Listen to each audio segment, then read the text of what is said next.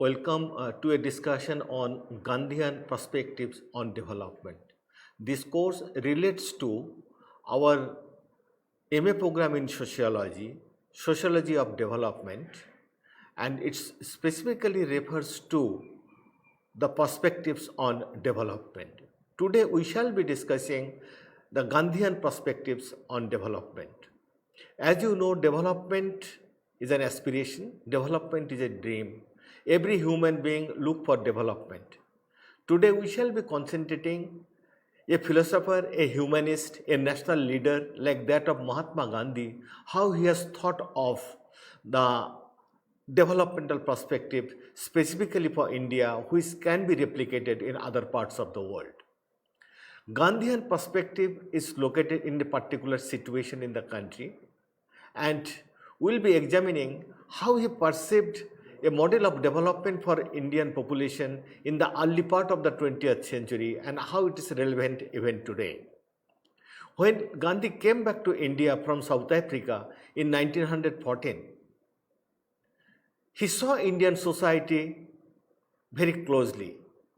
By the time he saw that the self-sufficient village community village community system of India that was providing the backbone of Indian society, it was dependent on agriculture and cottage and household industry, and that was giving self-sufficiency of the people in terms of the production of the goods and services, distribution of the goods and services, and also consumption of the goods and services.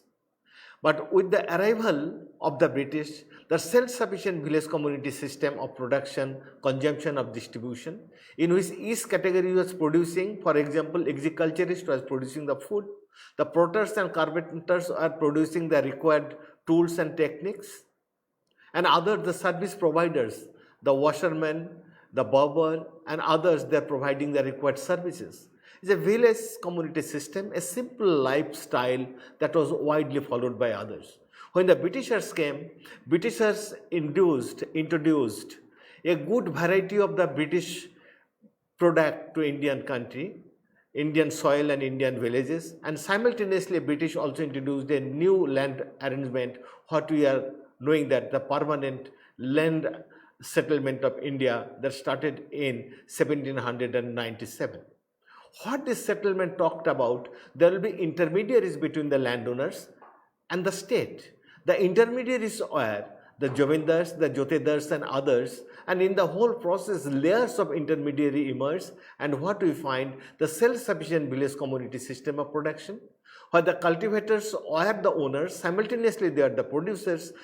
The cultivators become a marginalized community. Varieties of the other communities in the rural India emerged. There was nothing known. Many of the foreign travelers of India, they have documented that in India, even in late 19th century, there was nothing much presence of agricultural laborers and sharecroppers and the tenant. What they found before the departure of the British, starting from early 20th century, a huge number of agricultural laborers, landless agricultural laborers emerged in the scene. Simultaneously, there emerged the tenants and the sharecroppers, the small and marginal cultivators, those who are dependent on the self-sufficient village community system of production gradually become an insecure social categories. Simultaneously, what happened? The village industries and cottage industries, those who are producing various tools, techniques, and other requirement of the villagers, those also got destroyed because the British product have started coming in. So what happened? Two things happened. Land system becomes segregated and the destruction of the village and cottage industries took place. So what happened? There was large scale displacement from the land, from the traditional occupation of carpentry, pottery, weavery, etc. like this, and what we find also gradual displacement from his own self-sufficient habitat.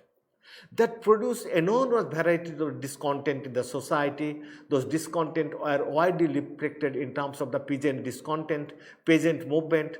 We know we have seen the Santal movement, the Nil Darpan Nil movement in Bengal. Also we find the Champaran movement 1917 spearheaded by Mahatma Gandhi. Then the Khera Satyagraha, the Bardolay movement took place in 1928. Also simultaneously we find large scale participation of the peasants in our civil disobedience movement.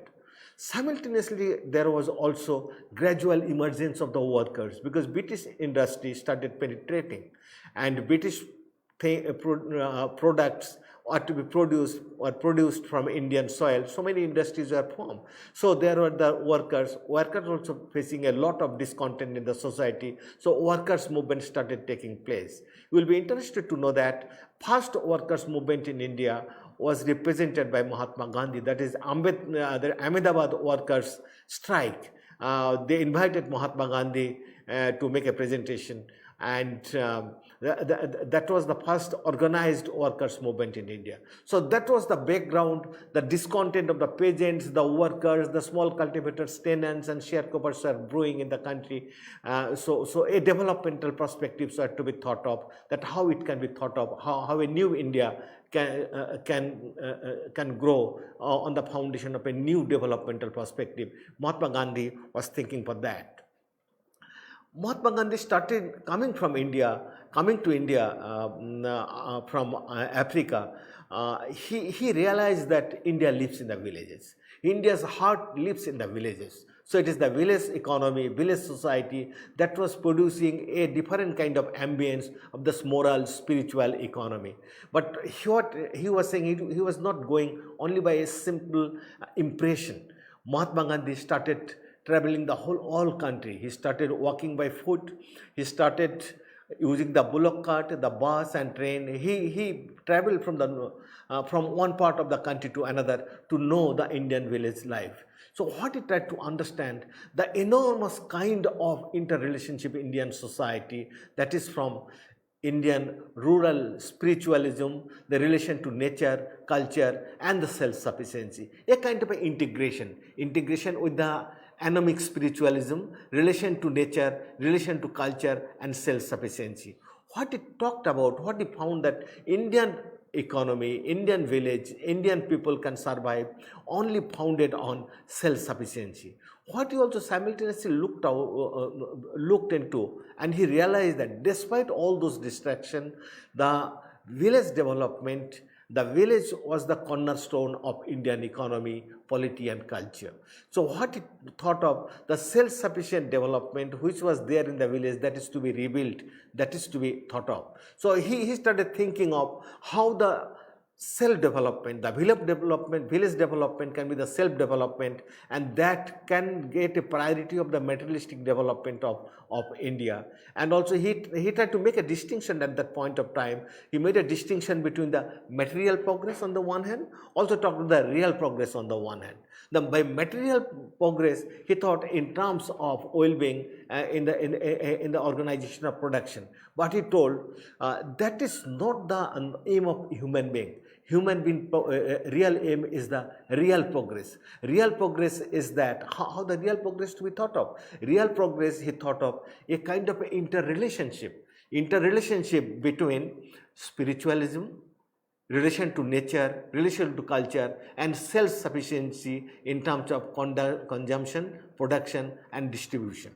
Here he tried to root his developmental slogan in terms of what it called Swadeshi. That is, think in terms of indigeneity, think in terms of the real need of the people.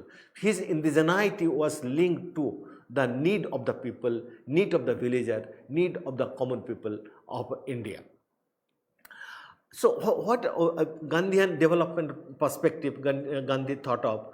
Gandhi has given, if we were to summarize his developmental plan, developmental perspective, maybe we were to speak in 4 different areas. One is that what he talked, that is Swadeshi, how the Swadeshi can be formed.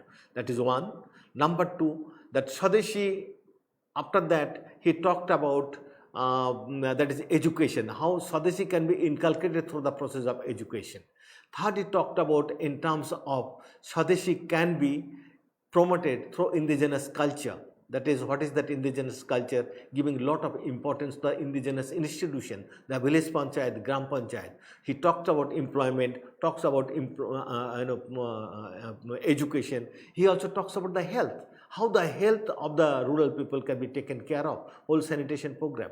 Then he talks about a developmental initiative that is sustaining. He has given a elaborate a program of action, that is program for development. So this 3 or 4 part of Gandhian perspective we will be discussing one after another. So first part, what he talked about, that is Swadeshi. How the Swadeshi he talked about, that is, it is that for him Swadeshi is founded on Khadi, that is our handloom, and handloom is linked to the village culture and village industries. How he tried to develop the argument is that is Swadeshi is founded on producing the cloth, that cloth that covers the body, that is the initial human need. Your body is to be covered, that your body is to be covered, that cloth is to be produced in India, then that should be produced based on the handloom, that is the Khadi. And here he talked about the Swadeshi cloth, that is indigenous, internally, locally produced cloth based on charka, that is what he talked about, the Khadi. So for Khadi, to him, that is the production of the cloth that covers the body, it's a big symbol.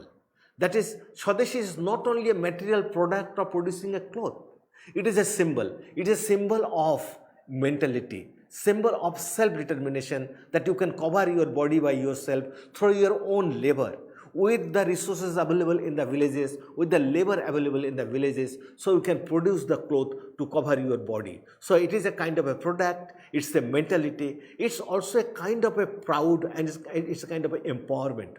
What he talked about, when you go for Khadi, you wear the cloth, handloom cloth, and produce it by yourself. So how to feel a sense of empowerment, sense of self-sufficiency, a proud of your own identity. So what he was talking about, that is, if independence is to be acquired, if independence is to be is to be ensured for the maximum number of the people, but rather the whole people of the country, it means that Indians should be self-sufficient in terms of to be dependent on its own production, own consumption, that is founded on Khadi.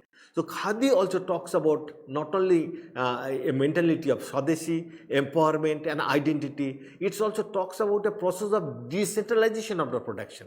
If there is a mechanized production, there is a process of centralization. So for him, Khadi is a kind of decentralized. When there is decentralization of production, decentralization of consumption or distribution, power does not remain concentrated only in the hand of limited people, those who are having control over the production process. So he was a very intelligent man. He was thinking in terms of dissemination and decentralization of the production process, so it does not remain controlled in the hand of the limited few. So what he was going further, it is a spinning wheel, that is what we call charka. What is spinning wheel? It is a sign of progress. So it is a progress of upliftment of the poor, upliftment of the villagers, the farmers. So what he was talking about, so far, with the arrival of the British, the villagers are dependent on the town to get the cloth. Here is the time the villagers will produce the cloth. Now the urbanites will come and they will compensate, and they will purchase the cloth from the villagers. So it will give more and more self-sufficient to the villagers. So by Khadi, let me again summarize this part. By Khadi he was talking, it's a kind of commitment to indigeneity, it's a kind of commitment to the freedom, a kind of a mentality and self-determination for the fulfillment of one life in terms of own resources. It's also in terms of empowerment of the people, that talks of a proud identity. It's a means of uniting the Indian in terms of a common indigenous resources, and also fulfilling the basic necessities and integrating the rural-urban life together with the production of Khadi, that is our indigenous production from the villages. Now let us come, that is when he was talking about the Khadi, that is a symbol of the spinning wheel, charka, he was also talking about village industries and the self-sufficiency. For him, that is, charka is the center of rural development. This is if rural India is to be developed, it is to be founded on the charka. So any kind of developmental slogan, if it is to be anti-malaria campaign, if it is to be improvement of sanitization, settlement of the villages, etc., like this, several other endeavors, he told it is to be founded on charka. What he was putting charka at the center of everything, because it is the center of production, distribution and consumption. So when you are concentrated and interlinked with the whole process of production, distribution and consumption, other societal need in terms of anti-malaria campaign, in terms of anti-leprosy campaign, in terms of sanitation campaign, in terms of settlement of the village dispute. So it is to be founded on certain indigenous institution that I am coming little later. What kind of political and social institution he has talked about. And he also talked about, that is, those spinning machine wheel will provide the livelihood security and give employment assurance to the largest number of the village population. At that time, around more than 80% of Indian population are dependent on the land and living in the rural areas. He also simultaneously talked about, that is, a kind of a interrelationship between the village industries, and he was talking about the Khadi industries. He was giving more emphasis on the Khadi industries, not on the village industries. What he was talking about, it is the handloom, not the machine loom. It is the handloom production that will be empowering, and that will give a village people a sense of self-confidence and sense of empowerment, so that they can remain grounded in their own culture, own tradition, and simultaneously they can aspire for liberation and a kind of a self-sufficiency in the village. So what he was taking simultaneously, the village life is to be complete in its own way. How it is to be complete, that it should have varieties of the activities around the spinning. What is that? The hand grinding, hand pounding, soap making, paper making, turning, oil pressing, everything, all kind of activities, those are part of the local village Khadi industries or the village industries. Those are to be interlinked. Keep in mind, when Mahatma Gandhi was talking about a development and self-sufficiency, his sense of self-sufficiency is linked to the well-being of human being in terms of realization of its own life, not a realization of a materialistic life. If realization of a spiritual life, he was talking about the simple life, to live in terms of need, not in terms of greed. So when you are living in terms of the basic minimum need and realizing the very purpose of your human being, very purpose of your ontology or being in the society, he was giving a lot of emphasis on this. Resources available in hand, that is, resources available in terms of land, in terms of village industry, in terms of charka, wheel machine, etc., like this. So he was talking about a life pattern which is a kind of interlinked in terms of the nature, in terms of culture, in terms of the local resources, and total spiritual and overall development of a human being. Now, what he talked about, Gandhiji also talked about in terms of when he came to India, he found on the one hand destruction of the village cottage industries that has made Indian people feel a sense of dejection from the economy, and simultaneously a lot of penetration of the foreign good to the Indian soil. So what he tried to see, what is that is, lot foreign machine has come and foreign product have also come to Indian society. So what he told, he found that is, if Indian industry, Indian economy is to be developed, it is not to be developed to be dependent on sophisticated machine.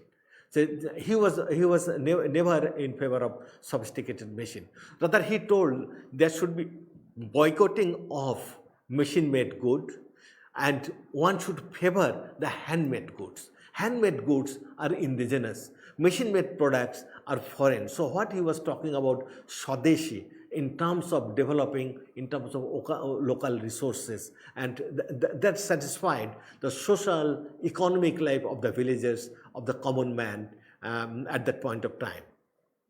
So what he was also simultaneously giving importance that agriculture is to be developed because people need food, but he was never in terms of wide introduction or revolutionary change in agriculture in terms of modern tools and techniques, because his thinking was that people will need self-sufficiency. People need self-sufficiency without destroying the nature. So whatsoever it is available with the mother earth, without disturbing it, we should produce. So Indian peasants required the introduction to the spinning wheel more rather than to the modern machine. So what he was trying, an organic relationship of Indian agriculture with the spinning machine, Indian agriculture with the household industry, Indian agriculture with the Khadi. So what he was trying a restoration of the glory of spinning wheel that brought India a sense of glory in the past. Because India was economically one of the developed regions in the world that attracted the colonials power to come to India. So, but coming here, they have already robbed India of all the resources. So, what Mahatma Gandhi was thinking, to retaliate that power in terms of developing that capacity from within rather than to be dependent on the other. He was trying to develop a kind of a mechanism, a kind of an arrangement that will be self-empowering, self-dedicating, self-producing. So self, that is indigeneity, Swadeshi was the Mool mantra in his all developmental discourse. So that is one part. He was talking about the production process. What should be the nature of production, about agricultural production, and how Khadi production, because you need some production, and also through the production you will get some employment. So a relationship between the production and employment and the organization of production was taken care of in his all Swadeshi discourse. Now come what he was talking about in terms of education, because as a human being you need education, you need employment, you need organization production, you also need education. So what he was talking about in terms of educational need, Gandhi was firmly believing on certain fundamental basic education to fulfill the basic need, and a kind of organic relationship between the body, mind and the soul. So it is not a commercial education he was talking about. He was talking about the organic relationship of the body, mind and the soul, because it is not only intellect. He was also talking about the soul. You need to purify your soul. You need to enhance your mind, but there should be organic linkage along with the body. So what he was talking about, as a foundation stone of his educational perspective, that is the language. He thought that the education must be taught in our own language rather than the English language. So until unless you know your own language, you disseminate your education on your own language, there is a gap between the teacher and the taught. There is a gap between the learner and the learned, because the way things are communicated, the way all discourses, the learning process are communicated, this is to be communicated in a very communicable language. Whereas vernacular language is the foundation in which that is to be founded. Gandhi also simultaneously gave emphasis of a national language. What is the national language? He told Hindi should be given an importance, because that will be communicating among all those communities. So we should have a national language. Simultaneously, we should also give a lot of importance on the universality of the local language. And he was not in favor of expression and emphasis on the English education or any education that is founded on the foreign languages.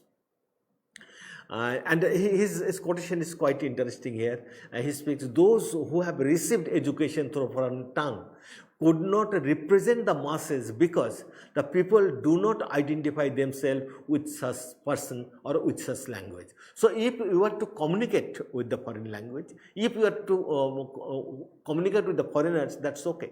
But if you are communicating with the local student, if you are communicated with the Indian student, you should know the Indian language, you should communicate in their own language. So what he was giving a lot of importance on the vernacular language and also a kind of a national language. So what are the components of his education? That is in terms of language. But there are some other important component on his education.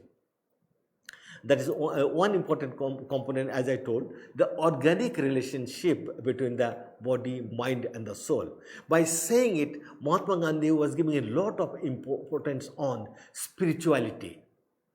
Or to make a distinction between theology and spirituality. He was giving the spirituality of language, spirituality of understanding, that how you can liberate yourself with the materialistic desire and you can devote yourself to the service of the humankind, and that sense of liberation should come from the educational system itself. So you should not enslave yourself with the knowledge that you have gained, rather you are liberating yourself to dedicate yourself for the cause of humanity. So when you are dedicating yourself for the cause of humanity, you are contributing to the whole process of character building.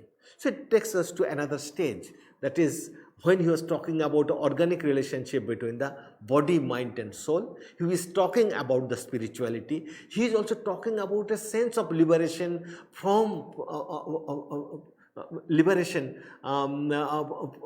from the materialistic desire. You are placing yourself to a higher kind of understanding, elevating yourself to a sense of spirituality. So by doing it, you should have the foundation of education as such that, what are as such? Number one, you are organically linking yourself in terms of body, mind and soul.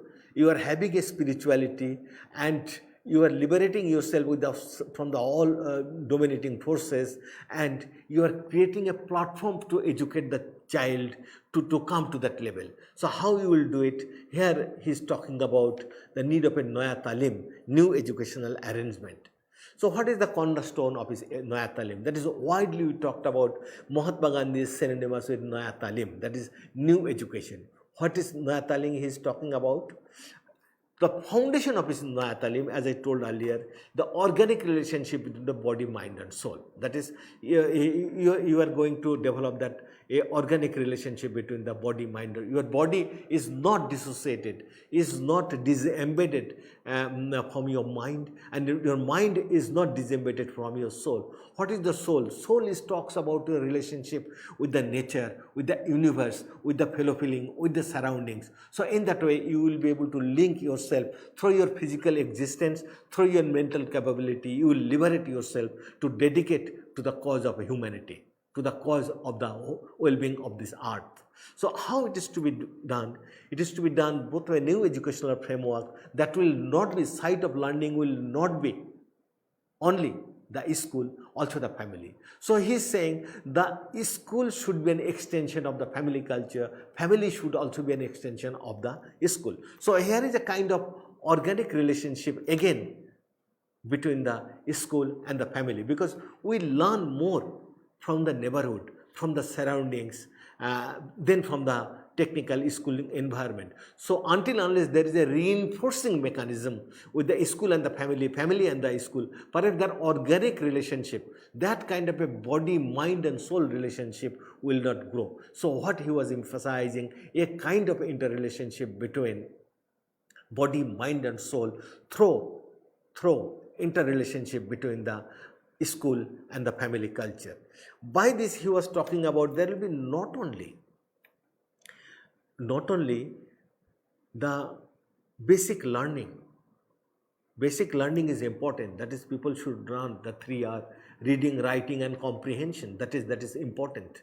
Reading, writing, calculation and comprehension, quite important. Simultaneously, he was also giving a lot of emphasis on learning the craft, learning craft through the education. So what he is giving the importance, because the earlier economy, when he was talking about the local craft, local culture. So what is important, that part also be linked, because art craft is a part of your nature, part of your culture, part of universality. So that is to be made part of your education, and that is to be linked to your family and also linked to your educational arrangement, and by doing it you will be serving the economy, you will be serving the society. So what kind of craft learning should be there? He is talking about that is learning craft is the center of the teaching program.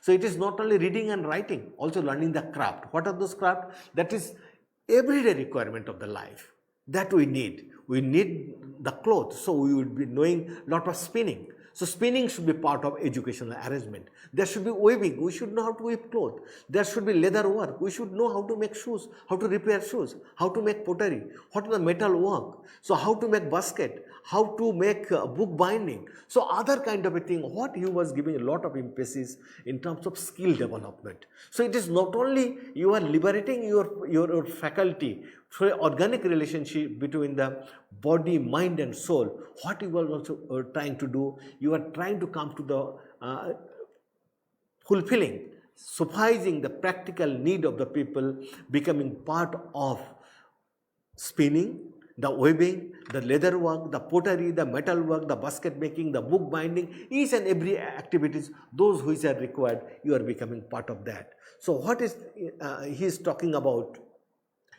Learning is to be integrated with everyday requirement, along with the requirement of liberation of your soul from your body and mind with an integration. Here, the next page he talks about the learning is a lifelong process. It is not that only up to certain stage of life you learn. In traditional Indian culture, we are having a certain ashram of the life. What is this ashrama? We are having brahmacharya, grihastha, vanaprastha and sannyas. It is widely talked about in traditional Indian spiritualism and spiritual culture that up to certain stage of life, people will engage themselves with the learning process at the stage of brahmacharya. So what he is talking about, your learning process should not be only concentrated during the stage of brahmacharya. So you have to go beyond that. What is that? It should be a lifelong process. Here he gives a lot of importance on adult education. Maybe when Gandhiji was thinking, and till now we think in a huge way, in our country, till now we are having around 25% of the population, those who are illiterate. 75% people are literate. By saying so, people, those who can read and write. Let us come to that point. How many percentage of our people go to the higher education? It is only 26 or 27% of the population can go to the higher education. But the bulk of the people has still remained illiterate or semi-literate. What Mahatma Gandhi was emphasizing, need of adult education. So need of adult education, that adult people, their needs are to be looked into, they have to be given education. And he is simultaneously talking about that adult education should not be divorced from earlier kind of educational paradigm or educational perspective. What is talking about organic relationship between the body, mind and soul, interrelationship between the family and the school institution, and also interrelationship between the our school curriculum along with our other teaching program of craft and other kind of skill development activities. Those are interlinked. So what we are finding, a kind of a holistic development in his Naya Talim, Mahatma Gandhi has thought of and talked about. So by saying so, Mahatma Gandhi also make a distinction between the materialism and the progress. Because when we are talking about education, education for what? Usually in the modern term, by education we mean a kind of a knowledge package that is certified by certain educational institution or certain bodies, and those certificate education is a kind of a commodity. Because education is a commodity, based on commodity you purchase another commodity. But education is a kind of a certification. Through that certification you purchase another kind of commodity. That is, you become capable, you declare yourself capable. Somebody declares yourself capable to be worth of the knowledge you have acquired, and accordingly somebody enters into the job and employment market. So knowledge is a kind of commodification process, but Mahatma Gandhi was talking about knowledge from a different perspective that will push everybody not towards the materialistic world but towards the path of progress. What he's talking about, he was against the materialistic progress and materialistic development of the society. And to quote him, if I exactly remember what he's talking about, so far as we have made the modern materialistic craze as our goal, if we have made the modern materialistic goal as our craze, perhaps we are going downhill in the path of our progress. So he's talking about our path of progress is not the materialistic. Our path of progress is not materialistic. That is a spiritual development, developing an organic relationship between the body, mind and soul. So here he's deviating, he's dissociating himself from the materialistic path. He's talking in terms of a spiritual path. Then he talks about, if the people who make the pursuit of wealth as their aim of life, if the people make the pursuit of wealth is their only aim of their life, perhaps we are again making a downhill journey. So it is not pursuit of wealth, it is not pursuit of materialistic well-being. What is the pursuit? It's pursuit of spiritual and a kind of an integrative relationship between the nature, culture and human being. So here he was talking about, when we are talking about not as much with the materialism, we are talking about the human progress, perhaps we are mostly talking about in terms of equality. Mahatma Gandhi was dead against inequality between the capital and the labor. So what he was talking about, the conflict between the capital and labor is to be eliminated from the society. So there is a kind of a coexistence between all varieties of the laborer, all varieties of the workers, all varieties of the human being within the ecosystem of nature, culture and soul living together. So what he is talking about, if that thing, a kind of a non-conflicting relationship to be developed between the capital and the labor, there is to be a kind of a social trusteeship. Social trusteeship means it is the industrialist, they will take care of the need, the rich will take care of the need of the poor, that is the have-nots, so that they can also contribute to develop an organic relationship between the soul, body and mind. Ultimately, it is the human development, it is the integrated development between the soul, body and mind. So what he is widely talking about, that is all kind of development, that is social trusteeship, value for the labor, and also the progress, the way we were talking about the non-materialistic progress, everything to be ingrained and linked to the educational process. Until unless it is made part of the educational process, it will not be reproduced, it will not be sustaining. So he was talking about a sustainable society, a sustainable educational perspective in which human being will grow not in terms of its materialistic development, rather in terms of an integrated development, a harmonious relationship between nature, culture and human being, integrated relationship between the body, mind and soul. So again we come back to his whole argument, that is the Swadeshi, that is Charkha is found in Swadeshi, but let us talk it further because it is a development. By Swadeshi, what he talked about, Swadeshi he means in the self-governance. That is, it is not only the production, you also will have the self-governance. You should have self-reliance. You should have a sense of self-employment, particularly those who are living in the villages. So Swadeshi is not only in terms of Charkha, the production, Swadeshi also in terms of you are governing yourself. You are also self-reliant, you are self-employed, and particularly you are self-employed, remaining self-employed in the ambience where you are living in a village culture. So he was not in terms of ruthless process of urbanization, modernization and industrialization. Rather, he was speaking in favor of sustaining a rural community system, sustaining a village culture where everybody will remain self-governance, will be self-governed, will remain self-reliant, will be self-employed, and will be looking for a world that is self-fulfilling. Now, how it will be looked into? He's talking about not that the villagers will not have the relationship with the wider world. They will have the relationship with the wider world. The economic and political power will lie in the hand of the village assembly of the villagers. The villagers will decide their way of life. The villagers will decide their need and the ways and means to satisfy those needs. So what he was talking about, a kind of a economic and political power remain concentrated in the hand of the villager.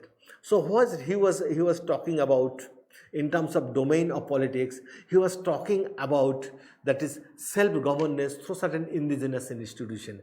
Here he gave a lot of emphasis on the village community, village assemblies, what we know nowadays that a village panchayat system. So he was giving a lot of emphasis on the self-governance, self-reliance and self-employment in terms of reinstating the institution of village panchayat, village assemblies, those who lost its relevance during the British period. So he was talking about an arrangement. That arrangement is to be reinforced by reinforcing the indigenous institutional arrangement within the village culture. Here what he was talking about, that is, it is in the domain of economic and Swadeshi, he was speaking, obviously he was speaking only those things those were produced indigenously. But simultaneously he also talked about, that is, there is poverty in the village. There is also ignorance in the village. There is also so many other problems in the village. So those problems are to be addressed. Those problems are to be addressed by making the people more and more self-reliant. When people becoming self-reliant, he was not talking about the one section and the other, the rich and the poor, upper caste and the lower caste, one religious community, another religious community. He is talking about the self-reliance of the each and every section of the people. So for him, it is the last man in the queue, the last man in the line. If you can look into the last man in the line, how the last man in the line will be self-governed, will be self-reliant, and will be self-employed, perhaps the majority of the problem which we are looking in the contemporary world, that will be taken care of. So here Gandhi gave a lot of emphasis of village panchayat. Why? The village was having a lot of problems. What are those problems? It is having the problems of ignorance, as I told, the illiteracy, lack of sanitation in the village. So lack of discipline in the village. So what he was trying to give a lot of emphasis on the indigenous institution, that is the village panchayat. He went to the extent of saying that the problem of the village sanitation and other would have been resolved long ago, and the village panchayat would have been a living force suited to the requirement of self-government. So what is talking about, the village panchayat which has lost its glory, that should be placed at the center of all development, all activities, the political mobilization, the economic mobilization, the social mobilization, all problems starting from health, education, everything. He wants that a community life, and that is founded on an ideal organization, that is the village panchayat.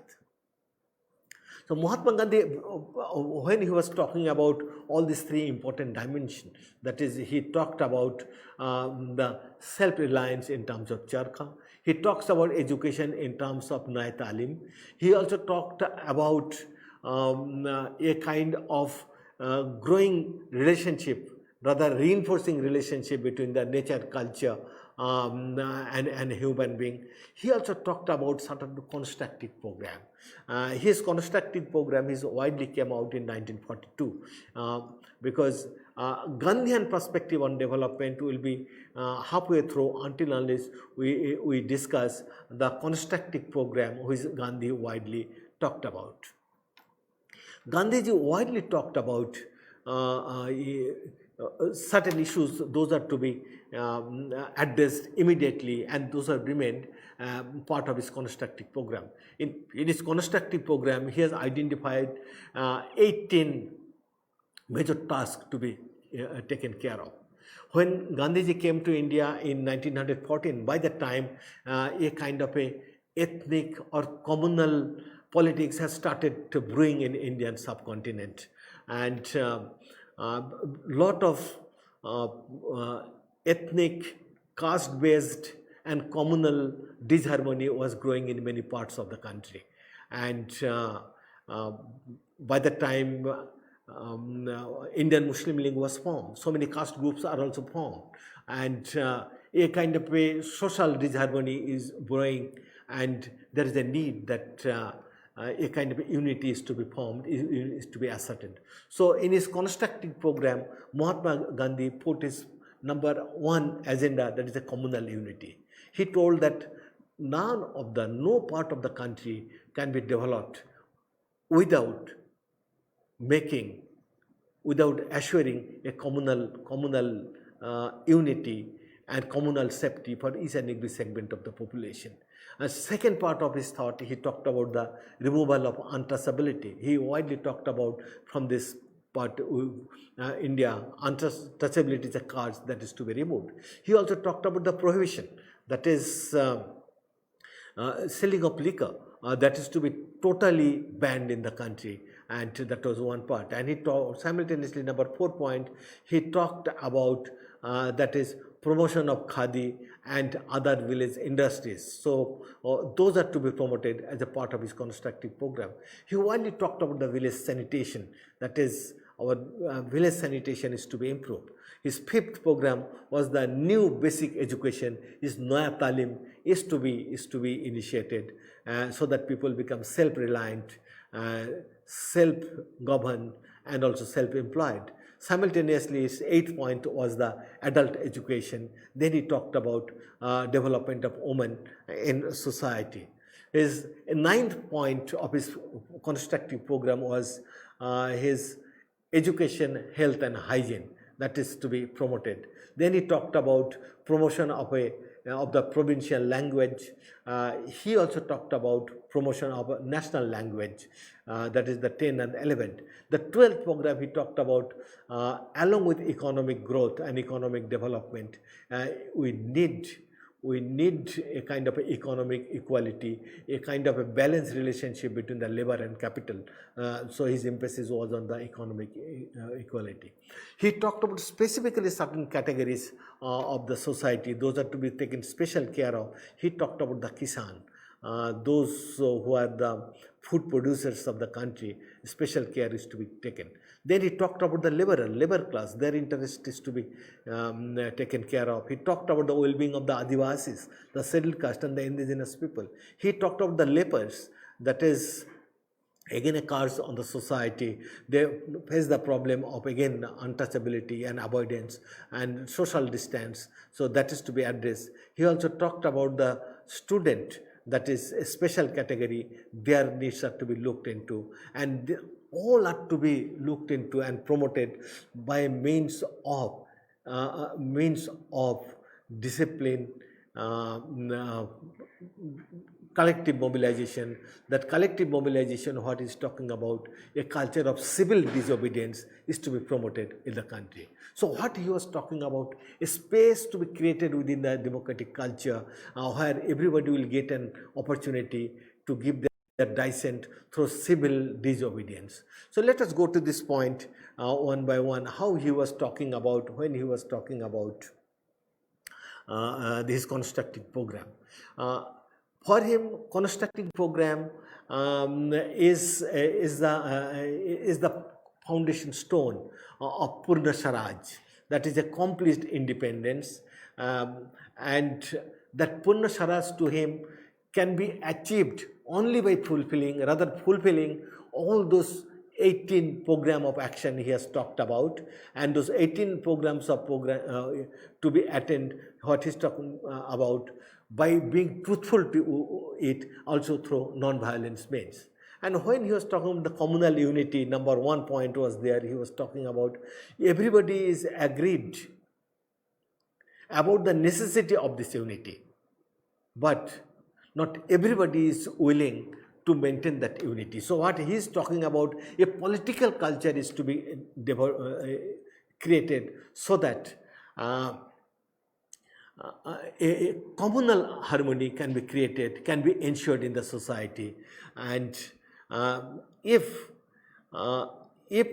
communal unity is not maintained, it means that the breakability of the heart remains in our society. By communal unity, he was going to the extent by saying that it is the unification of the heart. The unification of the heart of several communities, major religious communities, major linguistic communities, major caste groups are to be together, so that the winning of the heart is the major activities, and that is to be taken care of by each and every community members, those who are living in this country. Then second, he widely talked about removal of untouchability. Mahatma Gandhi widely thought of and widely talked about removal of untouchability. And as you know that Harijan is the term was coined by Mahatma Gandhi, and he dedicated his life for the well-being and upliftment of the Harijan, and he widely accepted the fact that is Harijan, the practice of untouchability is a curse in Indian society, and that curse is to be eliminated from Indian society by undertaking certain constructive work. What are those constructive work? He talked about that dedicate yourself to the humanity, dedicate yourself to unite the heart, and dedicate yourself to be self-reliant, to be self-governed, and to remain self-elevated. So here is the phenomenon he's talking about, both for communal unity and also unity among the caste group by eliminating the practice of untouchability from Indian society.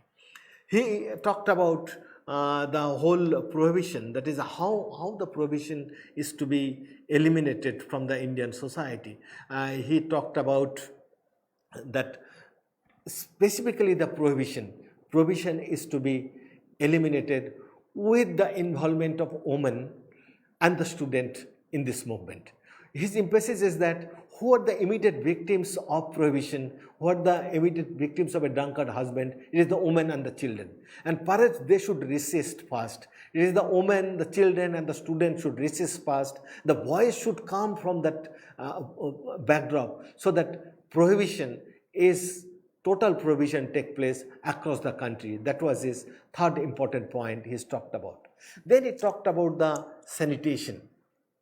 He talked about, though there has been varieties of the development in India, but village sanitation has been one of the areas of big neglect of Indian polity and Indian state. And here he was talking about, if you visit even the local hamlet, you will find the scattered dung heaps and scattered illness each and every hamlets of the villages, and those are to be taken care of by introducing a social development program that will ensure basic activities of sanitation in the society, need of sanitation of the people in the society. Then he talked about the woman. I mean, that is quite important, that Mahatma Gandhi always encouraged women's participation in collective mobilization, and he widely encouraged, specifically encouraged women's participation in the independent movements, especially their participation in the Satyagraha. And for him, that women are the real flag bearer of equality in the society, real flag bearer of Swaraj in the country. And his famous quote, when he talks about that is why the whole notion of empowerment should start from the woman. his point is that women in Indian society are called the Abola, that is non-empowered, disempowered category. Women in our society, whom we call Abola, once become Shabala, that is empowered. All those who are non-empowered, they become empowered in the society. So whole process of empowerment, a process of consensitization, which we are talking about, that should start from empowerment of women in the society. That is, Abola empowerment is the empowerment of the family, is the empowerment of the community, is the empowerment of the society, is the empowerment of the nation. So his enormous emphasis has always been empowerment of women in the society. His other important part has been, as I told earlier, the health and hygiene. That is, the health and hygiene, perhaps majority of the problems related to health will be taken care of, is the health and sanitation and hygiene issues are taken care of from the village and the other remote areas of the country. His equal emphasis was for the provincial language, as I told earlier. Similar, his emphasis was for a national language. For a national language, he talked about this language indisputably is Hindi. Why he is talking about that? That is, majority of the Indian people speaking in Hindi, so that is to be used a national language simultaneously. Keep in mind, he has not ignored the provincial language. He told that all the provincial language should be inculcated, should be developed, so that our indigeneity, our Swadeshi, our own kind of culture, own kind of linkage between our culture, nature and environment remain grounded in our society. If that is not, our development is going to be disastrous. That is the result would be disastrous if the provincial language is not promoted for the development of Swadeshi in our country. He talked about equality, the promote equality. He also talked about the development of the Kishan. He talked about always, because when Mahatma Gandhi was writing as visiting in 1942, even that time, around 80% people are dependent on agriculture. Kishan are the most exploited social categories at that point of time. So Mahatma Gandhi was always ensuring that is interest of the Kishan should be ensured, and it is quite important that in 1946, so when he wrote this constructive program in 1946, a national commission on agriculture and national commission for land reform was already formed by the freedom fighters, and they propagated that what kind of land reform India should adopt immediately after the independence. So the kind of Kishan movement, kind of peasant movement that was proliferating in various parts of the country, that can be addressed. So his heart has always remained with the villagers, heart has remained only with the Kishan. Similarly, he talked about the labor, and so problem of the laborers, they should not be only a cog in the machine, they are also a human being, so their issues are to be addressed. And laborers, he dedicated his life for the upliftment of the laborers. Similarly, he has widely talked about the whole kind of empowerment of the student communities. Now, we have seen the Gandhian perspective of development. He has tried to locate a kind of organic relationship between the nature, culture and human being. That organic relationship also linked in terms of the linkage between human body, mind and soul, that is reflected in terms of Swadeshi, in terms of Naya Talim, new education, and in terms of his constructive program he talked in 1942. But what is important is that today we stand in the threshold of another century, that is, we are in 21st century, 2020. We are having several developmental perspectives. The developmental perspective, it has also widely shifted from growth-oriented development. We have talked about the development only in terms of growth, that is gross domestic product. In terms of modernization, industrialization, urbanization, that has widely destroyed our ecosystem, our interrelationship between the nature, culture and human being. And now we talk about in terms of human development, development as freedom, development and choice. We are also talking about the inclusive development. What is important today is that as Mahatma Gandhi started with that, if development is to be sustaining, development is to be human oriented, and development should be in terms of the basic need. And his main mantra of development is that, and was that, and is that Mother Earth is having everything to satisfy your need, but Mother Earth is not having much to satisfy your greed. So what is important is that Mahatma Gandhi was always trying for a developmental perspective that will satiate, that will satisfy human need, not the human greed. Because he was trying to, along with the development perspective, he was trying to transform human being from a physical soul to a intellectual soul, ultimately to a liberated spiritual soul. And a liberated spiritual soul can think in terms of satisfying development only in terms of need, not in terms of greed. Thank you very much for being with us and for listening to this lecture. Should you have any question, you can write me. I'll be happy to answer all of your questions. Thank you.